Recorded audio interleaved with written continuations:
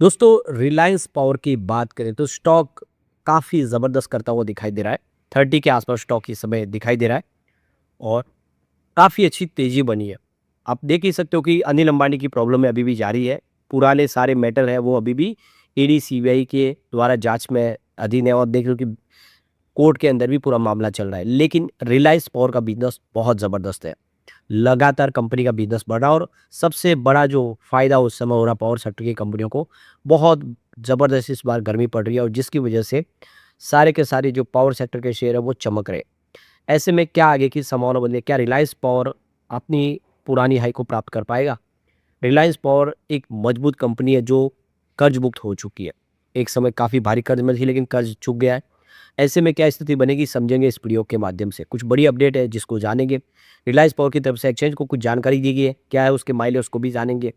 लेकिन फ्रेंड्स उससे पहले अगर आप पहली बार हमारे चैनल पे आए तो चैनल को सब्सक्राइब कर दीजिए, एक बेल आइकॉन दबा दीजिए ताकि जब भी नया वीडियो बने पहला नोटिफिकेशन आपको मिले। वीडियो पसंद आए तो लाइक से जरूर कीजिए। चलो फ्रेंड्स वीडियो स्टार्ट करते हैं। मैं हूँ आपका दोस्त एस बी दवे और हमारे अपने चैनल ऑनलाइन कमाई में आपका बहुत बहुत स्वागत है।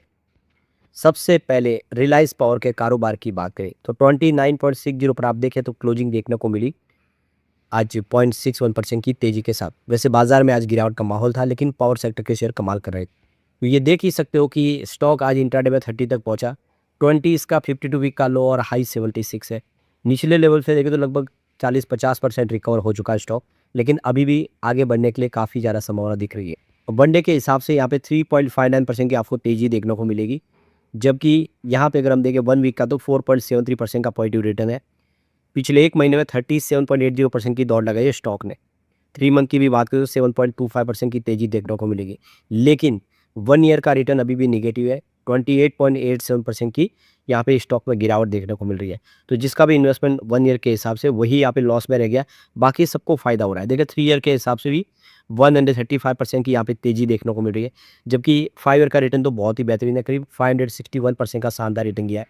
तो क्लियर है कि यहाँ पे अब सिर्फ वही लोग लॉस में हैं जिन्होंने साल भर पहले इन्वेस्टमेंट किया। किसने शॉर्ट टर्म में निवेश किया उसको भी फ़ायदा हो रहा है और जो लॉन्ग टर्म इन्वेस्टर है उनको भी रिलायंस पावर में फ़ायदा हो रहा है। तो यहाँ पे आप देख सकते हो कि अनिल अंबानी की मुसीबतें तो कम हो नहीं रही है, लगातार बढ़ रही है। लॉन फ्रॉड के मामले में सुप्रीम कोर्ट में फिलहाल सुनवाई चल रही है। एसबीआई फ्रॉड के मामले में केंद्रीय जांच एजेंसी सीबीआई के दफ्तर में भी वो चक्कर लगा रहे हैं। उसके उलट कंपनी रिलायंस पावर के शेयर निवेशकों को पैसा बना के दे रहे हैं। एक महीने में 45% की तेज़ी आ चुकी है। तो अनिल अंबानी के लिए तो प्रॉब्लम ज़रूर है लेकिन उसके निवेशकों को फ़ायदा ज़रूर हुआ है।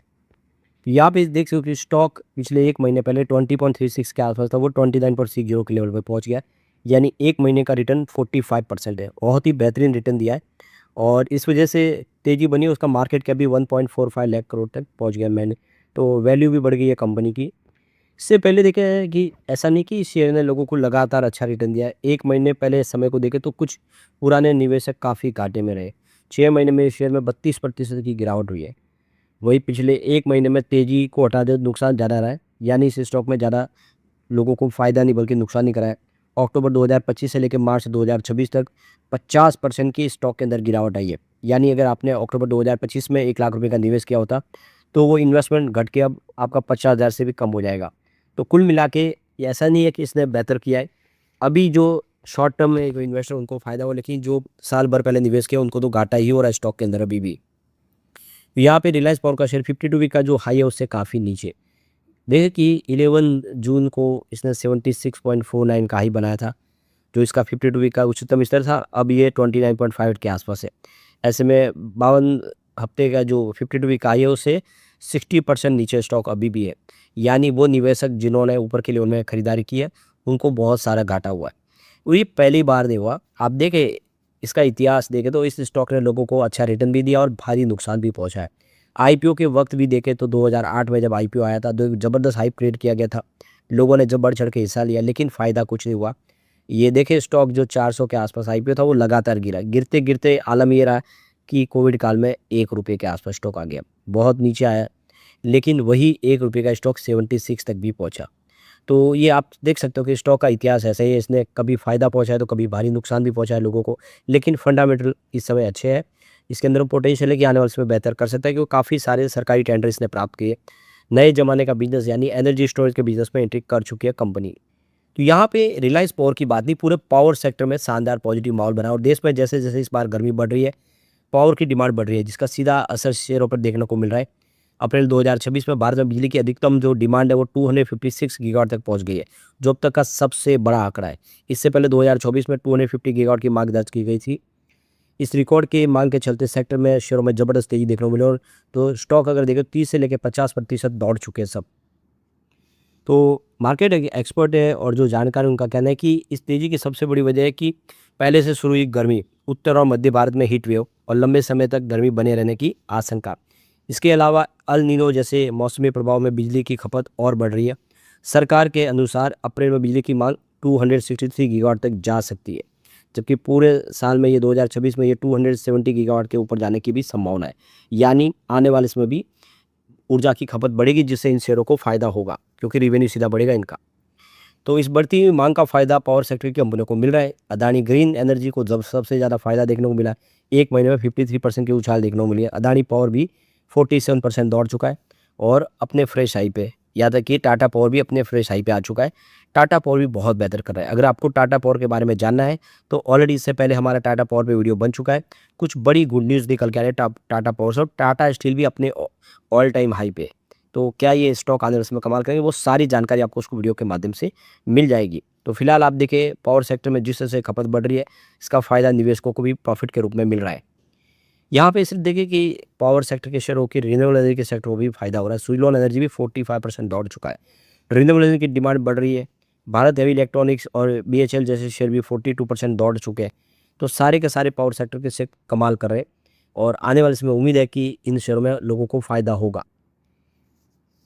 जो मार्केट एक्सपर्ट उनका कहना है कि गर्मी अगर इसी तरह बनी रहती है तो बिजली की मांग ऊँची रहेगी और पावर सेक्टर के शेयरों में मजबूती आगे भी बनी रह सकती है। हालांकि निवेशकों को सावधानी के साथ निवेश करने की सलाह दी जानी चाहिए, क्योंकि तेजी के बाद प्रॉफिट बुकिंग भी आती है, ये भी आपको खास ध्यान रखना चाहिए। और एक बार रिलायंस पावर के फंडामेंटल अगर हम देखें तो मार्केट कैप इस समय 12,172 करोड़ के आसपास है।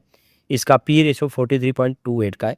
पीबी रेशियो इसका 0.79 का। इंडस्ट्रीज का पी रेशियो 28.09 है। इसका मतलब ये है कि इसका पी रेशियो थोड़ा आपको एक्सपेंसिव लगेगा। डेट टू इक्विटी रेशियो ठीक है, 0.92 के आसपास है। इसका आरओई 1.81% है। ईपीएस अगर देखें इसका तो 0.68 के आसपास है। डिविडेंड कंपनी फिलहाल नहीं देती है। बुक वैल्यू इसकी 37.18 की है और यहाँ पे इसकी फेस वैल्यू देखें तो 10 रुपीज़ की है। तो यहाँ पे आपको ये ध्यान रखना चाहिए कि ये स्टॉक अपनी बुक वैल्यू से भी काफ़ी नीचे ट्रेड कर रहा है और इसीलिए इसमें लोगों का अट्रैक्शन काफ़ी ज़्यादा दिख रहा है। आने वाले इसमें उम्मीद है कि ये बेहतर कर। लेकिन फ्रेंड्स, कोई भी इन्वेस्टमेंट करने से पहले अपने फाइनेंशियल एडवाइजर से एडवाइस ले ले या अपना खुद का रिसर्च करें, क्योंकि मैंने वीडियो आपके एजुकेशनल पर्पज़ के लिए ही बनाया। वीडियो पसंद आए तो लाइक से जरूर कीजिए और चैनल को सब्सक्राइब कर दीजिए। Thank you friends.